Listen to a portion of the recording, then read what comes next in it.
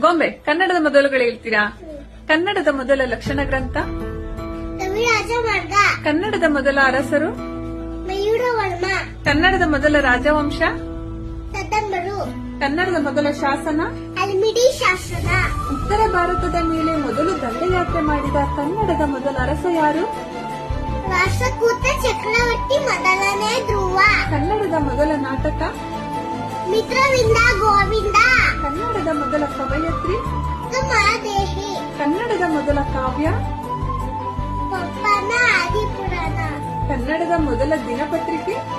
ಮಂಗಳೂರು ಸಮಾಚಾರ. ಕನ್ನಡದ ಮೊದಲ ಕವಿ? ಪಂಪನ ಆದಿಪುರಾಣ. ಆದಿಕವಿ. ಆದಿಕವಿ ಪಂಪ. ಕನ್ನಡಕ್ಕೆ ಮೊದಲು ಜ್ಞಾನಪೀಠ ಪ್ರಶಸ್ತಿ ಪಡೆದವರು ಯಾರು? ಕುವೆಂಪು. ಅವರ ಕೃತಿ ಯಾವುದು? ಶ್ರೀರಾಮಾಯಣ ದರ್ಶನಂ. ಕನ್ನಡದ ಮೊದಲ ರಚನಾಕಾರ? ದೇವರದಾಸಿ ಮಯ್ಯ. ಕನ್ನಡದ ಮೊದಲ ವಿಶ್ವಕೋಶ? ವಿವೇಕ ಚಿಂತಾಮಣಿ. ಕನ್ನಡದ ಮೊದಲ ಗದ್ಯಾಕೃತಿ?